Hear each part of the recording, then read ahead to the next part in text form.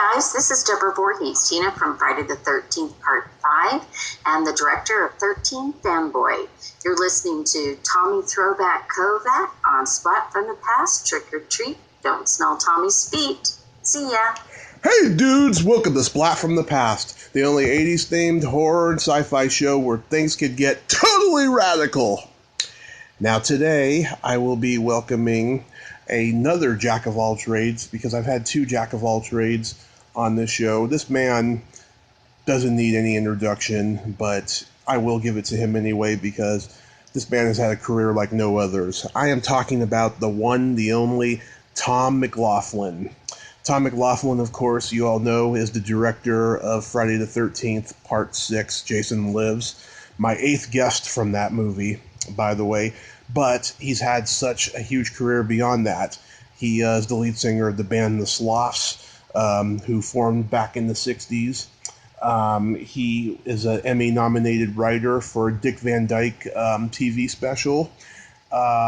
He's worked with John Frankenheimer in Prophecy.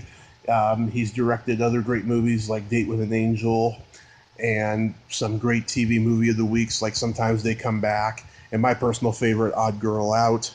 And I'm having him on the show today to talk about all that stuff. I mean, no one's had a career like him, and I'm great I can finally get him on the podcast and talk about it. All that stuff. So yeah, here is my interview with Tom McLoughlin.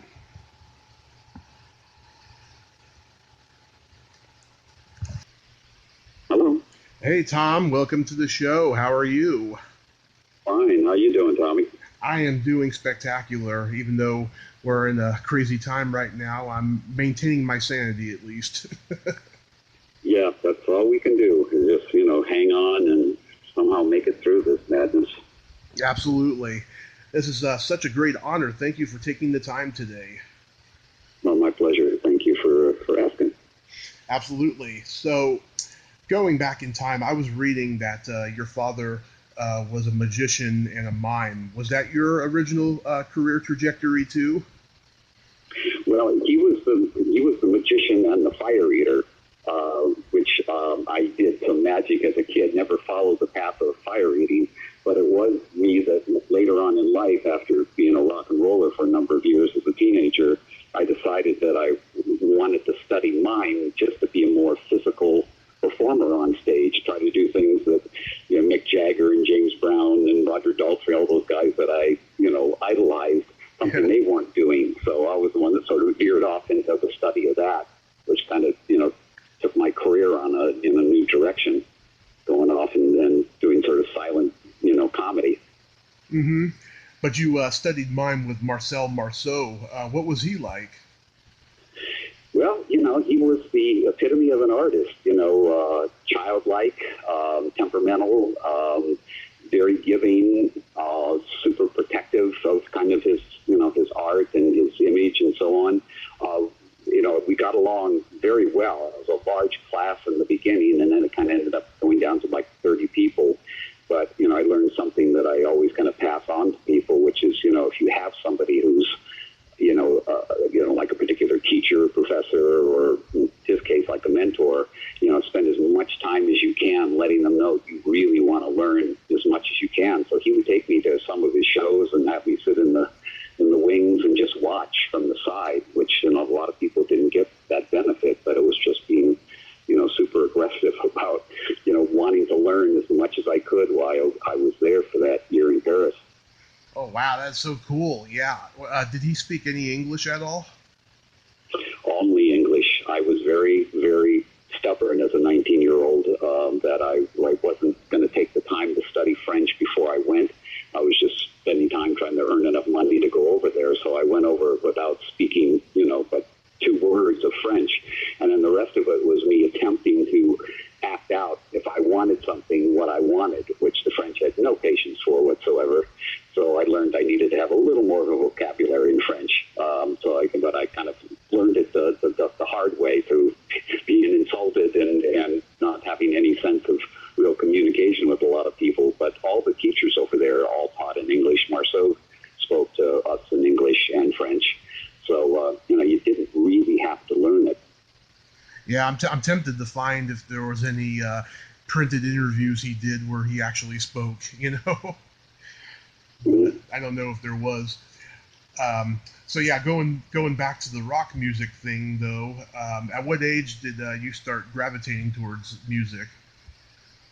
The first influence literally was Elvis Presley when I was about 6 or 7, and he was on the Ed Sullivan Show, and there was this whole thing that, you know, what he was doing was kind of forbidden, and you shouldn't be watching it. And of course, my parents had to watch, and of course, as a kid, you know, I had to see it, and you know, I started then really becoming interested in listening to, you know, Elvis Presley songs on the radio as a kid. So that was like the first sort of, you know, kind of enjoying that whole rocker thing, and then the other songs, obviously, from the late 50s. But the big turning point, of course, was the Beatles hitting, and their influence then was like life-changing. It's like, okay, now we're going to grow our hair long because girls like that. And then the Rolling Stones came along, and then I loved rhythm and blues and the things that they were, you know, playing and doing, and all the other English acts. So that became like the obsession of, you know, taking, you know, the music of you know, the black Southern culture and having it, you know, gone through the English guys and then back to us Americans, and us kind of imitating, you know, somebody who's already imitating somebody. But that was the, you know, the thing at that time was, you know, if you wanted to have, you know, girls love you, you had to grow your hair out and be in a band. And, you know, you kind of learn music just by going out there and doing it. It did cost me greatly in my education because I got kicked out of 7 high schools here in Los Angeles, trying to stay in there with my hair, you know, just barely covering my ears. But in those days, it was just completely forbidden. You know, you could not have long hair in high school. And it took about maybe 2 more years before it finally, you know, that barrier was broken. But it was, you know, part of being kind of rebellious and wanting to do something that, you know, truly was, you know, your own thing, completely different from what your parents wanted. And of course, in the case of my father, you know, he was all excited that I wanted to be a magician, and all that shifted, you know, with the Beatles. When I decided, no, I want to be a lead singer in a rock and roll band. Yeah, you tell the kids nowadays about how, you know, people were forbidden to watch Elvis back then. It all sounds silly compared to what we've seen since, you know. Oh yeah, yeah. It's amazing how innocent it is now. Yeah. How many instruments do you play? I know I kind of diddle around on piano a little bit for melodies for songs, but the only other thing that I really play is the harmonica, and the rest of it is, you know, being more of a singer and performer.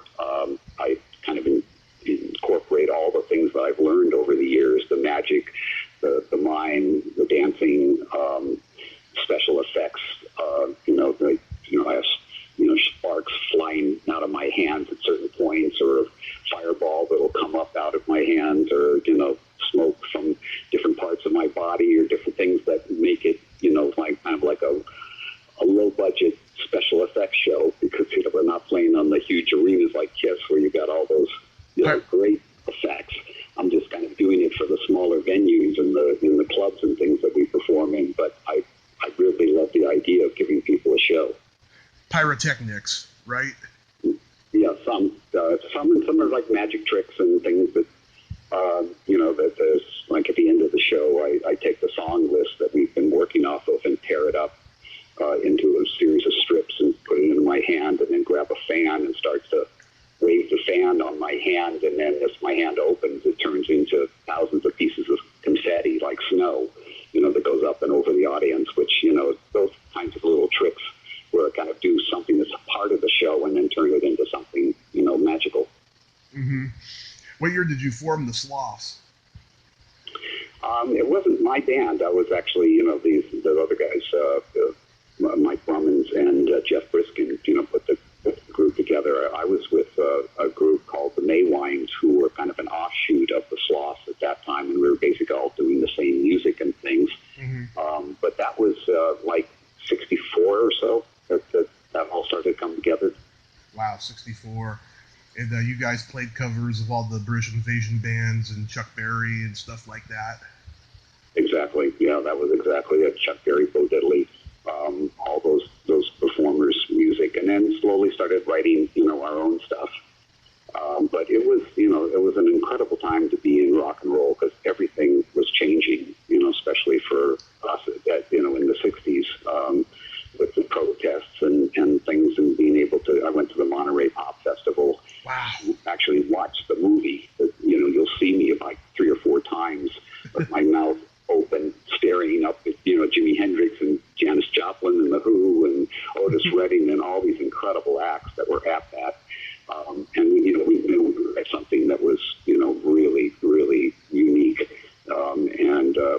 Didn't do Woodstock, but, I've always been very happy the fact that I was able to be at the Monterey Pop. Yeah. Oh my God, that must just been just spectacular. Yeah, I'm born and raised in the Bay Area, so like I'm immersed in all that psychedelic rock and stuff, that came from there. Yeah. Oh man, it's amazing. Did you guys play at the Whiskey and the Cheetah and all those places? Exactly. Yeah, the Hullabaloo, the Hollywood Palladium, the Whiskey, the Cheetah, Gazaris,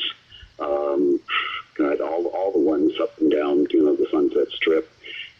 We didn't branch out too far. I mean, we'd go up to San Francisco, to see, acts up there at the Fillmore, but, never got a chance to play there until over the last 6-7 years now. We've been playing up in the Bay Area with the Sloths, so we finally get to play up there. But yeah, it was pretty much just a local band, and we're kind of the last surviving Sunset Strip, band that's still performing and still have some of the original members in it. Yeah. Did you guys know Alice Cooper in those days? Yeah, actually, I knew Alice as Vincent. He had a band called the Naz, and we played together at the Cheetah a couple times. And then I would talk to him at Frank Zappa's log cabin place in Laurel Canyon.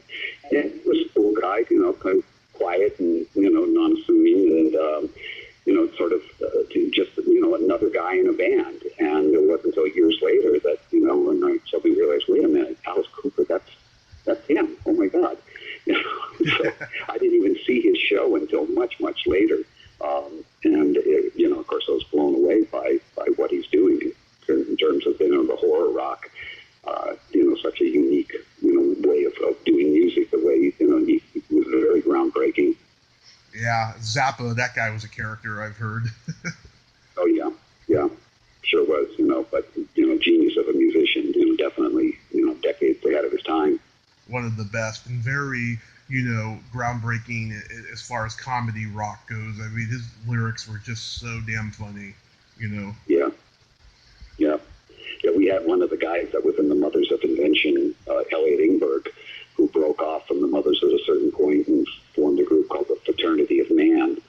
And Ellie was responsible for that song back then called Don't Bogart That Joint, which is a very funny, rock psychedelic song. And Elliot ended up, working with my band kind of as like our, musical director, coming up with these bizarre different musical licks and things for us to do. We had no idea what we were doing, but it just was great to have somebody from the Mothers, working with us during that time period. So, yeah, it was amazing all the things that they sort of touched and were a part of, and, opening for the Doors, before their album opened, for the album premiered, and wow. Iron Butterfly, and all these, incredible groups that were just, part of the scene. Yeah, that's phenomenal. But so did the band break up at first? Yeah, everybody kind of went different directions. One guy's parents said, "No, you're going to get an education. You're going to be a lawyer one day," which he ended up being. So he left, and somebody else got invited into another band that was making more money, so he left, and everybody kind of went their different ways. And a few of us kind of did different bands for a while. And then I guess it was about 1969 or so when the whole scene got very weird here in Los Angeles, and there was the Manson murders, and of course what happened at Altamont with the Stones, and just everybody was basically saying, the whole scene has become dark and not at all the peace love kind of thing that was the mid '60s. So it was, and the music had gotten pure psychedelic, where you just weren't really even doing songs anymore. You were doing long jams.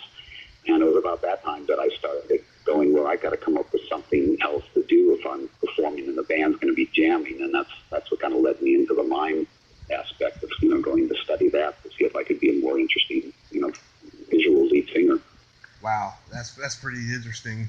That the Manson family thing was part of the breakup. Wow. And so then, when did you decide you were going to pursue writing, and you wrote the Van Dyke and Company special? Yeah, once I came back from Paris, I started working on the streets. I had absolutely no money, so I, worked with a hat down on, for the parks and museums and, any place, street corners that I could, perform. I wasn't doing the whiteface thing like Marceau. I was doing a much more sort of, kind of contemporary comic kind of character doing these things. And again, I began to kind of become more and more interested in, the movie and mime aspect, like the French filmmaker Jacques Tati, because I always been a fan of Chaplin and Buster Keaton and Harold Lloyd and all those guys. Mm-hmm. But trying to, bring something to film with this visual medium, really interests me, and ended up finding a girl partner that began to work as a duet, and then that turned into a group called the LA Mime Company that began performing around and touring. And then it was Dick Van Dyke coming to one of our shows and loving what we did and said, I've got a variety series that is starting up. And that was like in 74 or so. And he said, I'd love to have you guys be regulars, on the show. And it happened, and the producer said, well, who writes your material? And I said, I do. And so I said, well, can you write stuff for Dick and whoever the guest star is and put it together? So I found myself writing and directing Lucille Ball and Freddie Prinze and Carol Burnett and Sid Caesar, and I mean all these legendary people. Yeah. That every week there was a comedy sketch of some silent sort, and these superstars of comedy were part of it. And I don't know what I was at that time. I guess about 25 or so. Was kind of telling them what it was that they needed to do, and the whole time going, I can't believe they're listening to me. I'm just a punk kid, But it led to an Emmy nomination, and then that kind of gave me more courage and, all right, well, maybe I can write and maybe write screenplays and things. So I started writing comedies because that's what I was into, and nobody was buying comedies at that time, in the 70s and going into the early 80s. They wanted horror, and I always loved horror. I was a big fan of Edgar Allan Poe's writings as a kid and went to horror movies all the time. And that was like a passion, for those of us in the band, going to horror movies. So I decided to take a shot at, writing a low-budget horror movie, but everybody wanted slasher movies, and I had written a kind of a gothic horror movie that became One Dark Night. Right. And so I took that thing around for quite a while and couldn't get it made because it wasn't, it didn't have a forest, a knife, and a masked killer in it, which is what was really in demand. And eventually, we got these backers that were guys that needed a tax, write-off. And so, to give us $850,000 to make this thing. So we managed to pull it off. And that kind of became, that movie was sort of my calling card to take around town and say, well, here's what I can do. And eventually it made its way over to Paramount when they needed somebody to do the next Friday the 13th. And they said, would you be interested in writing and directing it? And I said, well, if I can put some comedy in it. And he said, just don't make fun of Jason. So I said, no problem. And that's how the Friday the 13th happened. And you did little acting parts here and there, like in The Black Hole.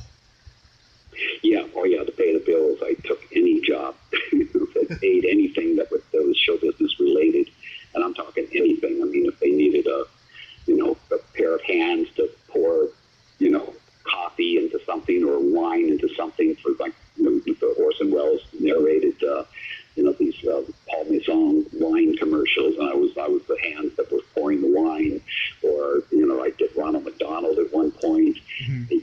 Was in parades. I was in stage shows. I directed a number of stage pieces, and then did the Black Hole as Captain Star, with the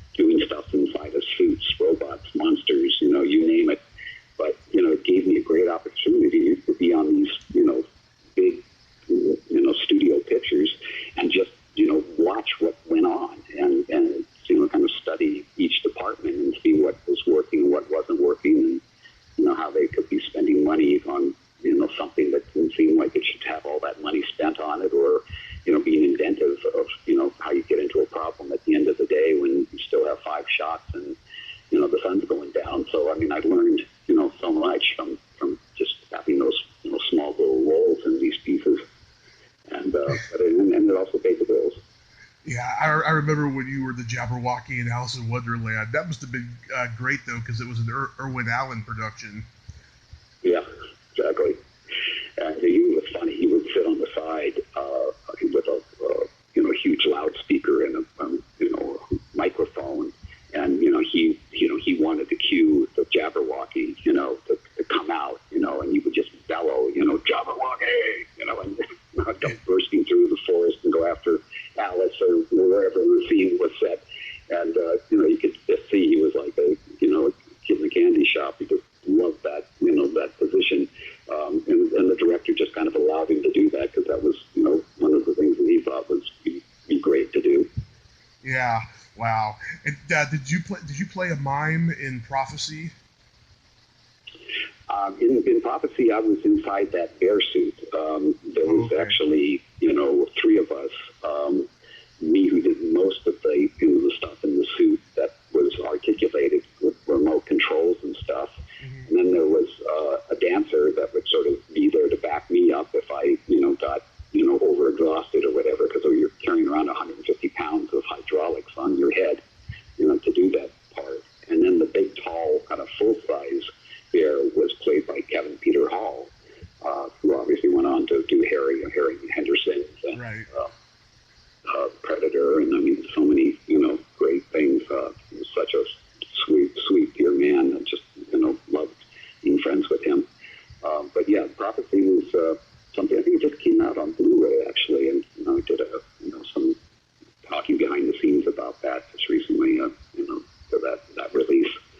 But, we all knew we were involved with something that was questionable if it was going to work. And, of course, it came out a week after Alien, so it just got its ass kicked, in terms of the audience, not, finding it as wonderfully, horrific as, everybody seemed to think it was going to be. Yeah. So, what's the genesis behind One Dark Night? That actually was from an idea that came about when I was in Paris. I went down into the catacombs because obviously, my love of the dark side, I had to go down there. And in those days, you were given a candle and basically kind of left on your, to your own walking through there. And I purposely, kind of broke away from anybody being around me so I could just sort of experience this wall-to-wall skeletons and skulls and, bones and things. And that was the first time in my life I ever felt like a supernatural fear. Like there really was nothing that was going to get me, but just being there with this candle and, hundreds of these, dead, bodies around you, it really affected me. And it was sort of, that was the genesis of going, how could I put somebody in a situation like that and, in modern day and make it work? So, the mausoleum was the idea. And then, in came obviously you had to have teenagers in there. And then the thing of having it be a prank where the girls, were going to sneak in and try to scare her, having no idea that, the dead would be busting out of those crypts due to the psychic energy of the, the lead villain, Raymar. So it all kind of came from that one little idea, feeling that I had in Paris. And, the movie, kind of was born out of that. Yeah. Was it true you tried to cast Adam West in it? Well, we did cast Adam. He came, he didn't actually come in. He was suggested to me, and it said, what do you think of that? And I go, well, gee, I love Batman, and, but, would he do something like this? And they were like, are you kidding? He can't get roles because nobody wants to cast him because he's Batman. And I go, well, fuck that. That's, let's have him, do this. This would be great. So what I learned, though, when I had him, is that when Adam would do lines, he would do them very much in the style of Batman. In other words, he'd say, well, I'll take this line and start it up here, and then I'm going to bring it down here, because I think it's more interesting to have your voice be here and then down here. I was going, oh, my God. So I kept having him do the lines over and over to try to, get it just to be normal, to not have those rises and falls. And so it all kind of worked out, except when the movie was finished, the company went bankrupt. Somebody took over the film. They decided to add some other sequences in and bring had him back in for looping and to do these sequences, and he just did the same thing that he did originally. So in the final product, there are those scenes where, you know, he does have the Batman speak in it. But he was a wonderful guy to work with, and, you know, for me it was a thrill just to be, you know, in the company of, you know, the great Batman. Yeah, he never took himself too seriously, too. I mean, look, he was on Family Guy towards the end of his life, you know? Yeah. Yeah. How was working with Meg Tilly? Incredible. She had really not done anything other than a role in the movie Tex. She played Matt Dillon's girlfriend in that, and that had not been released yet. So I was fortunate to kind of get her right at the very beginning of her career, and so devoted as an actress and so serious about the role. You know, it was really just great. And then to see her go on to The Big Chill, and you know, and then the Oscar nomination for Agnes of God. And then, you know, years later, I was directing the Hallmark Hall of Fame for CBS, and ended up casting her again, you know, in a role. And it was really bizarre because it ended up being sort of the last thing she did before she decided, you know, she didn't want to continue an acting career. She wanted to raise her kids and, you know, have a, you know, less crazy life, and go start writing children's books and stuff. So it kind of bookended her career, you know, being like the first feature that she did, and then the last movie that she was involved with.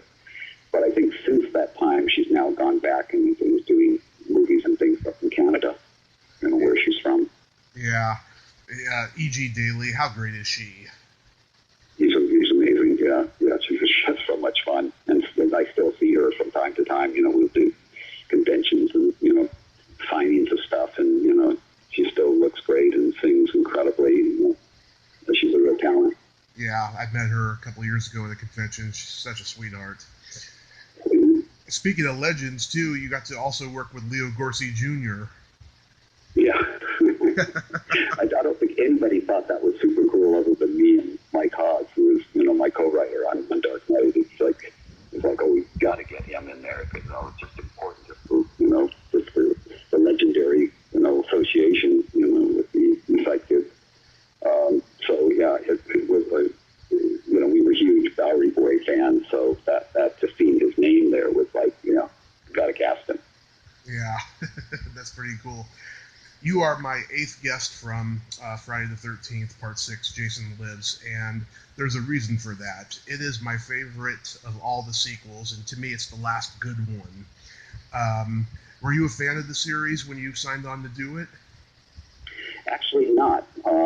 Sort of for the reasons that I mentioned earlier about I was so being forced into, you know, you have to do, you know, a slasher movie if you want to make a horror movie, and I was really trying to do a different type, you know, of movie at that time that was kind of going back to the Hammer films and the Crow films that is much more gothic in style. So, you know, when it came up, I was like, I don't know. And I mean, I had only seen Part 1, you know, the original, which I thought was really good. I was really, you know, surprised that they kind of took the Halloween idea, you know, and took it another level with the amount of, you know, effects, Jill effects and things. And, you know, the ending I thought was such a great twist.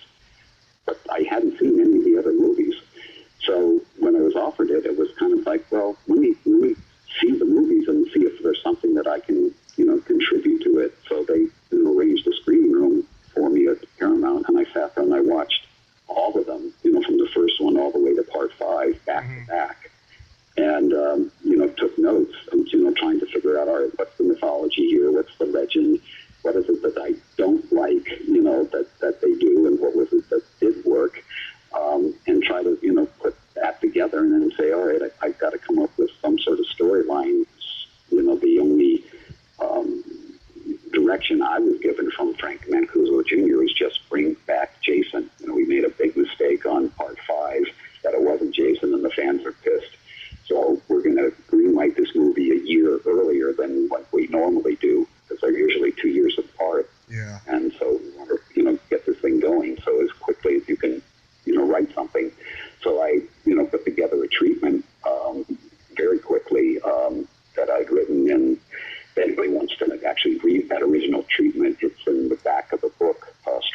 of Entertainment, Conversations with Tom McLoughlin, that Joe Madry did, that's out on, on Amazon. But, Joe came up with the idea of, putting that original, treatment in there, because you can basically, read the whole movie in like a story form. And the only thing that changed from that to what the screen, was on screen was that, I had to eliminate Jason's father, because Frank felt that the audience, if we go out on that, they might think the next movie's going to be about Jason's father and not Jason. Yeah. And they did not want to make the audience feel like there was going to be anything other than Jason is back and he's going to, remain, now as this unstoppable, monster. So, other than that, most everything is, pretty much exactly the same. And I went about it going, I want to kind of make a movie that I would enjoy seeing as a horror fan, that had an element of fun about it, that had some humor, that had some action, a lot of things that weren't in the other ones, and then still try to keep the innocent, kids getting involved, even knowing that there's this legend about this guy, still not having any idea what they were in for, and have a little more of a storyline with the fact that Tommy brings him back, and then Jason has an agenda, to get Tommy and, kill anybody in his way. And Tommy, of course, trying to find some way to, put Jason back to death, and, using that sort of a, supernatural connection with this, getting him back down in the place that he originally died. So, I tried to give it a little more of a a movie-like, grounding in the structure of it. Other than that, I had no idea if the fans were going to like it, and particularly would never believe here 35 years later that, it's such a favorite with so many of the people, and so many people saw it kind of as the first Friday that they saw, on DVD or on VHS.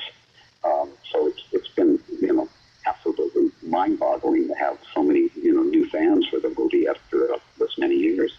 Yeah, I mean, it's got this great blend of comedy and scares. I think that you really accomplished something with this movie. And the cast is great. They must have been great to work with. They were terrific. It was just, it was fun in the best sense of having a bunch of people that were just out there going, okay, we got to shoot all night.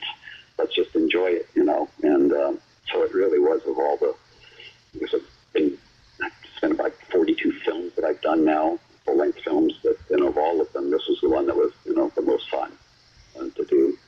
Yeah, I mean, CJ, he's a great guy. Tom Matthews is a great guy. Tom Fridley is great, Yeah. And Carrie Noonan and Darcy DeMoss. I've interviewed them all. They're all great people. Do you have? Yeah. Do you have a favorite kill in the movie? That's always a tough question, because there's so many that I think, kind of came off, better than I expected. I mean, the one that we had the biggest problem with the MPAA, believe it or not, was the kill of the sheriff. That back bend thing where he, Jason is pushing him backwards, and you could hear his spine snapping, and they picked on that like you can't believe how many different cuts I had to keep making for that, and it's totally bloodless. But it gets always such a great reaction, in the theater, at least in those days, and it was really like an old stunt that I actually did as a Dick Van Dyke sketch called The Chiropractor that Dick did with Tommy Smothers, where we kind of bent Dick backwards and had his leg go, over in front of him, and, using two people. And I kind of just borrowed that was done for comedy and put it in here, as a horror thing. And, it's got this, incredible reaction. But I think the thing that I was probably, most kind of proud of, because it was so unique, was taking Darcy's face and pushing it, into the metal of the motorhome, and leaving that impression, because that again was something that, sort of was completely illogical, but it somehow worked, in the scheme of the movie and Jason's power. Yeah, I mean, it's pretty cool. My favorite kill is the paintballers. And Ann Ryerson told me, she wasn't looking forward to doing the movie because she hates horror, and I think she was pregnant at the time. But she said when they did that scene, it was a lot of fun. Yeah, yeah. It was a lot of fun with them. I was right at the beginning of the movie too, and that's when we had Dan Bradley that was playing Jason in the very beginning. Those first, 2 days of shooting before he was replaced by CJ. Oh, I didn't even realize that wasn't CJ in that scene. Wow. Did you get offered to do any other sequels? Well, that one, yeah. I mean, right afterwards, it was like, would you like to do part 7? And I was flat out honest, saying, I don't have any ideas of what I would do with another one at this point. I really would have to, give it some thought. And they said, well, what about, Jason and Freddy? And I said, well, how would you do that? He was New Line. He said, well, we're going to see if we can work out a deal, which, of course, didn't happen. So then I said, well, what about doing full-out comedy with some horror? I mean, what do you mean? I said, well, you guys own Cheech and Chong. Why don't we put them together like Abbott and Costello meet Frankenstein? They go, oh. That's a really funny idea, but I just don't know if the horror audience is going to go for a Cheech and Chong movie or the horror audience, or the comedy audience is going to want to see a Jason movie. And I go, well, I don't know. I think it's kind of the same audience. You get stoned and you go, and you laugh and you have some great kills. And it's like, no, I don't think so. So, that didn't happen. And then I was offered Nightmare on Elm Street 4. And I went into a meeting there to talk about it, and then found out that they were already shooting, two of the units on the thing. And I went, I can't do a movie where it's already shooting, and come into it. I have to be there from the beginning so I can, really kind of, have it in my blood. So I kind of let that go, and ended up regretting it, years later. It became, one of the classics of the nightmare things. Of nightmare films. But then it was like time to figure out, what to do next. And what I, really wanted to do was this romantic comedy fantasy that I had written, years before, All Day with an Angel. Love it. And that's what was the next one up with Dino De Laurentiis. And then Dino said, well, why don't you do this Stephen King movie I got? Sometimes They Come Back. So, that was the one that then followed that. Which was fun because we were making it both as a feature film for Europe and then as a TV movie for CBS at the same time. So the kills were all like had to kind of do the the PG version and then the R version when we were shooting it. Yeah, I love Date with an Angel. It reminds me of those old school romantic comedies, with silly fantasy elements back in the 40s and the 50s and stuff. That was a trend at the time, with movies like Mannequin, and I can't even think of any others. But, Flash, yeah. But Date with an Angel was great. How did you come up with that story? That was because I was raised Catholic, and there was such a thing about angels, growing up as a kid, and I had this, beautiful angel picture that was in my room as a kid, of an angel kind of guiding two little children across a broken bridge. And that always kind of stuck in my head. And then I started thinking, well, nobody's ever actually made, an angel movie with a real beautiful winged angel. I mean, we've had Clarence in It's a Wonderful Life, and, usually they're a person that's the angel. So I kind of set out on this mission to see if I could come up with a storyline that would make sense. And I was a huge Frank Capra fan. So I wanted to have that sort of Frank Capra, every guy kind of character, that had friends like my friends, which were based on 3 of my band members, George, Don, and Rex.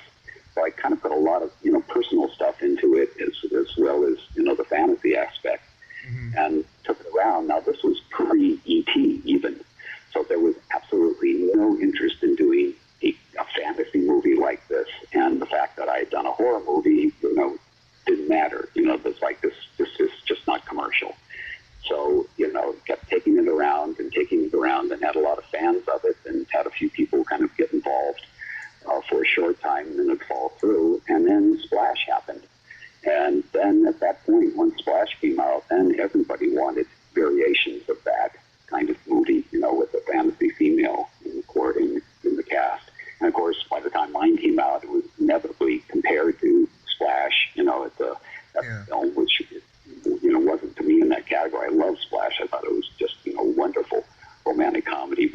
trying to do a little more of a, screwball kind of piece with the guys, and then a romantic fantasy at the same time in a, much more traditional way. So, they're just two very different movies, but, I could see how critics would say, obviously this influenced him to do that, which wasn't true, but what can you do? If you come later, they're going to find something to compare it to. Yeah. Nancy told me she was originally going to play the angel, but she was pregnant with one of your kids. Is that right? Well, that's certainly what you wanted to believe, and I was really like, I would have loved to have her do it, but it's very hard to say, here I'm going to put, my wife in the movie as the most beautiful creature you've ever seen, and, that it would have been a very hard sell. But of course, Nancy just really wanted that to happen. But, then just as fate kind of entered in, my son was conceived. And so it was like, well, even if I could pull it through, which I, seriously doubted, that now was going to preclude it.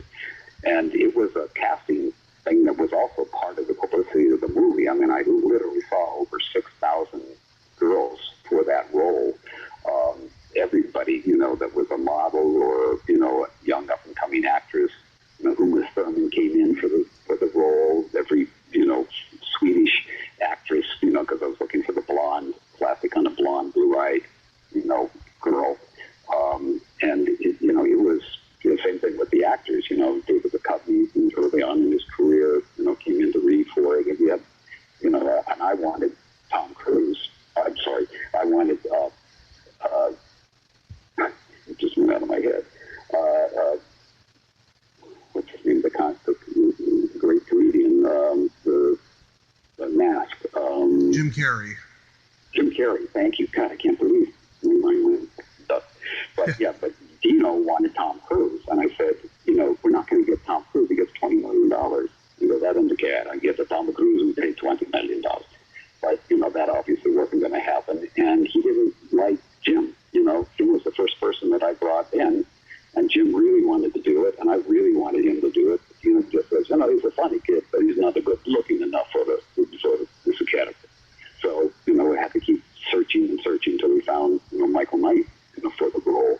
But the angel was really the big worldwide search, and the lines of girls down Wilshire Boulevard to come in for the audition. So it was a huge hunt, which finally ended in Paris when I saw Emmanuel Béart in the movie. It was called Manuel of the Spring, and she just communicated so incredibly. It was a somewhat silent character in the movie, but she was the biggest star in France at that time. So it was a huge part of me having to sell her the idea of it, for her to do the film.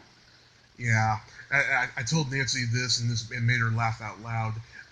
Nothing in Jason Lives ever scared me, but in Date with an Angel, the love bug delivery boy terrified me.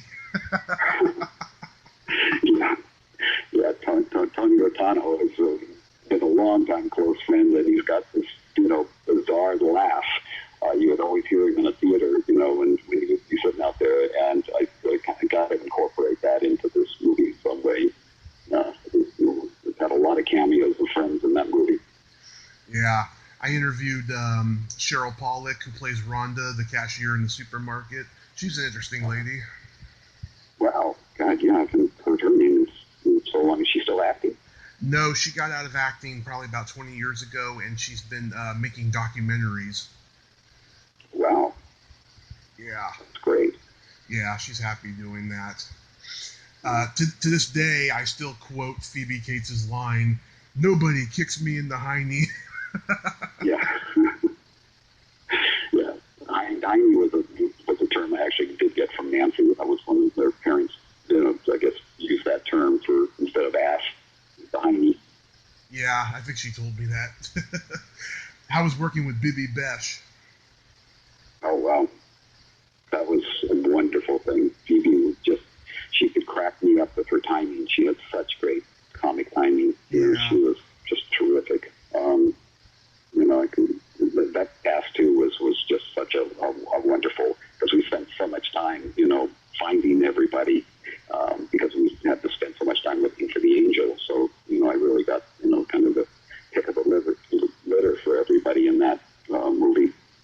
Yeah, I talked to BB's daughter, Samantha Mathis, and we talked about just how funny her mother was. Yeah. Yeah. You did end up, though, directing episodes of the Friday the 13th series, but irony of irony, you directed an episode of Freddy's Nightmares with Lar Park Lincoln. Yeah. Yeah, she's one of my favorite guests and favorite people, and I told her that I was going to be talking to you. I told her last week, and she said, "Give Tom my love." Oh yeah, she is such a sweetheart. You know, we obviously see each other quite a bit these days with the conventions and things, and you know, she's one of the really good ones out there that you can't help but fall in love with her. She's, you know, such a wonderful person, and it was so great, you know, working with her on that movie because it was so much of that was improvised. You know, we were kind of, you know, didn't really have a script for that second half of the movie, so a lot of stuff I was just coming up with on the fly. And, you know, she was such a trooper, you know, kind of going through all these things and like, okay, what are we doing now? kind of thing. And she was just great. And, you know, we kind of remained friends, you know, over the years. And then, of course, as I said, it's here quite a bit now with the conventions. Yeah, she's the real deal, which is missing from a lot of people in the horror industry, I tell you. But I just adore her so much. Did you get to direct Robert Englund? Actually, in that particular thing, they were sort of shooting those as, like, you know, where they bring him in and do a bunch of them simultaneously. So I was on the set, but they had somebody, you know, he knew the lines, and we kind of set up the stuff, and, you know, I got to kind of, you know, be a part of it, but I couldn't really say I was directing those things because, as I said, they kind of did them in blocks, so they could just, you know, you didn't have to get in and out of the makeup for every episode. So that, you know, I got to obviously meet him and talk with him a bit, but, you know, didn't really have much of a relationship, you know, in terms of directing him there. I've met him. He's a great guy, and the picture he and I took is actually on my profile picture on my YouTube channel and stuff. Oh yeah. Yeah, that's my representation of you know, of my horror podcast. So, how is making Sometimes They Come Back? That probably, going back to plug my book again, The Strange Idea of Entertainment, there's a, you know, whole chapter on that part of my life, which was really one of the most, you know, kind of stressful and complicated, because it actually, you know, the offer came to make the movie at the same time my daughter was about to be born and my father was dying, and I was with Nick Garris, we put together like 20 episodes of She-Wolf of London that we were trying to get directors and you know, actors and stuff to be a part of. And then I was also doing They Came from Outer Space for Universal, you know, at the same time, trying to get, you know, directors and producers and stuff to be involved with that. And then I was also working with my friend Stephen Banks, because we've done a show up in San Francisco called Stephen Banks Home Entertainment Center that was now going to be a pilot for a series. So, you know, that was going on at the same time. So I was just absolutely, you know, the table was just filled with so many plates that I was trying to spin to have happen, and trying to find a writer to come in to rewrite Sometimes They Come Back, to get, you know, get it to be a little more emotional and as well as the horrific, you know, aspect to it. But finally, you know, we got all the shows done. You know, my dad passed away as I was doing the Stevens, you know, piece. My daughter was born, all that worked out, and, you know, suddenly I'm on a plane to Kansas, you know, to do the movie. And once the movie started, it was plagued with so many problems, you know, weather problems and people getting hurt on the set and transportation quitting and people not getting along. It was just, you know, a nightmare to get through it. But the cast was so great, and we just kind of kept, you know, focused the best we could to get through this thing. And I mean, the wrong film stock would get loaded in for scenes, so the whole thing would be completely unusable. And I mean, just it was a weird, you know, experience. Then we come to find out at the end of the show that we were shooting on supposedly, you know, cursed Indian burial ground where the tunnel was. And somebody said, you know, did you have any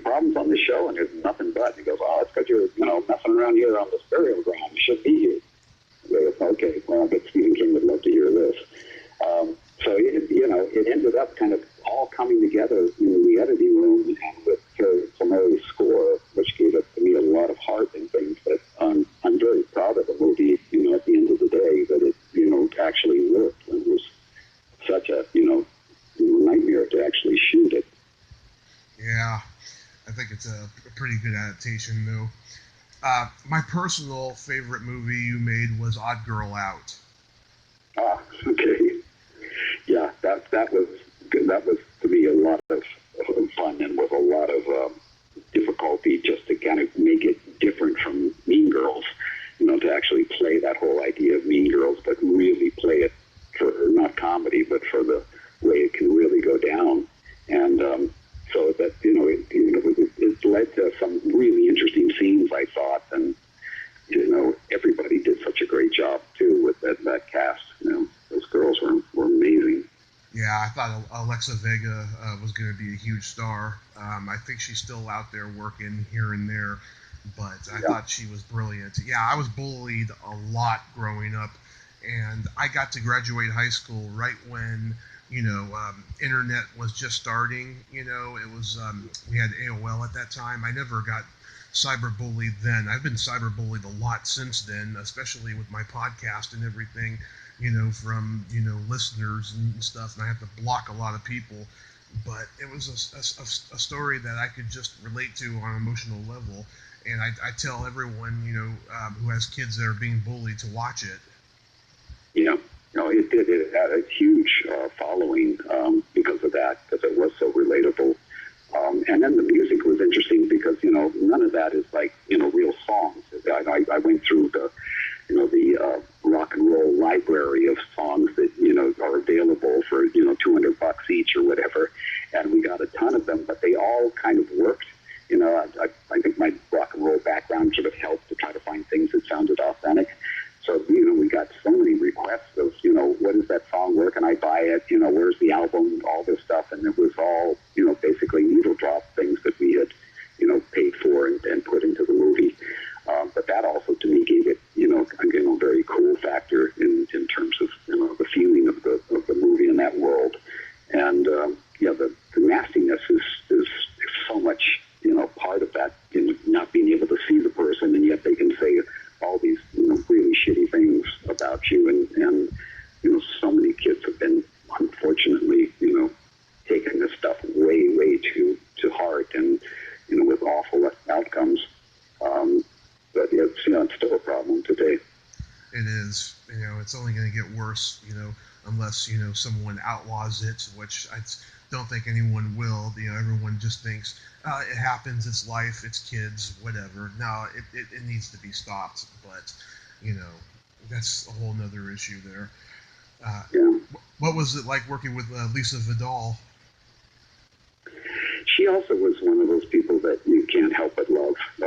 She's, such a great actress, beautiful woman, and just really, really, easygoing and always a smile, but incredibly professional about her scenes and stuff. And I remember we had one particular scene that was a really dramatic scene between her and her daughter, and I was trying to get certain things in the previous scene out, and it took a lot of takes, and we ended up going a lot longer, and then we had to let all the girls go because of the the age factor and the turnaround time and stuff, and asking Lisa to basically do the scene with somebody that was like the stand-in who was going to read the lines. And she, a lot of actors just say, okay, I'll do that. But she looked at me and she said, Tom, I cannot do that. And I went, well, you can't? Because no, this is really an emotional scene. And I can't just do it, without half the real actors there. So, I went, what? You're right. So I went to the producer and said, we have to reschedule this. And of course, they went nuts on me, but I said, I'm about wanting the best for the movie, and we can find a place in the schedule where, we're back at this location at a certain point. But I loved the fact that she was, that strong about what was best, for the character and for the role, that she said that, because isn't the same. Then somebody's just flatly reading the lines and they're not the character. And I thought that was a really smart move on her part. Mm-hmm. Yeah, I tried to get her on the podcast. She did a bit of a power trip with me and stuff, but I still respect her talent, Is she still working? Is she still doing stuff? I did not follow her. I see her like in TV stuff. Yeah, she's primarily a TV actress. So after this quarantine is done, do you have any plans for the future? Any projects? Well, I did write, after 30-something years, I did write a sequel to my Friday the 13th that actually takes place in 1999. And I set it, during the winter so that, we see Jason, in the snow and in the, basically it's the forest again, but it's not the camp. It's a different location in the forest. And it's an all-female cast. Jason's the only male in the piece.